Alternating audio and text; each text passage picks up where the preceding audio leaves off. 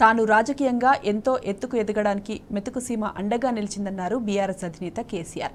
మెతుకుసీమ దీవించి పంపడం వల్లే తాను తెలంగాణ రాష్ట్రాన్ని సాధించారని స్పష్టం చేశారు. ఆనాడు పార్లమెంట్లో కొట్లాడకపోతే తెలంగాణ వచ్చేదా అని ప్రశ్నించారు. అందుకే ఇప్పుడు తెలంగాణకు బీఆర్ఎస్ ఎంపీలు అవసరమని కేసీఆర్ తేల్చి చెప్పారు. సంగారెడ్డి జిల్లా సుల్తాన్పూర్ సభలో బీఆర్ఎస్ శ్రేణులను ఉద్దేశించి కేసీఆర్ ప్రసంగించారు. నేను రాజకీయంగా ఎంతో ఎత్తు ఎదగడానికి తెలంగాణ రాష్ట్రం సాధించేటువంటి పోరాట పటిమ నాకు అందించి నన్ను పెంచింది ఈ మెతుకు సీమ. మీరిచ్చిన బలమే ఢిల్లీతోని కొట్లాడి ఆనాడు ఢిల్లీ మెడలు వంచి ఈ తెలంగాణ మనం తెచ్చుకున్నాం.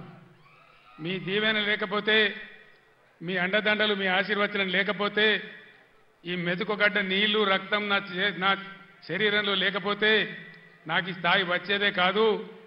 మొన్న జరిగినటువంటి అసెంబ్లీ ఎన్నికల్లో కూడా ఏ జిల్లాలో రానంత భారీ మెజారిటీ ఇచ్చి హరీష్ రావు గారు తదితరుల నాయకత్వంలో 7 ఎమ్మెల్యేలు కల్పించిన నా మెతుకుసీమ గడ్డకు 2 చేతులెత్తి నేను నమస్కారం చేస్తా ఉన్నాను.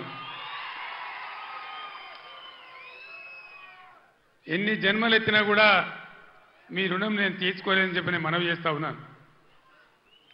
ఇవాళ కొంతమంది తెలివి ఉన్నవాడు, తెలివి లేనివాడు, అడ్డంపొడుగు మాట్లాడేవాడు బీఆర్ఎస్కు పార్లమెంటు ఓట్లెందుకు, సీట్లెందుకు అని మాట్లాడుతూ ఉన్నారు.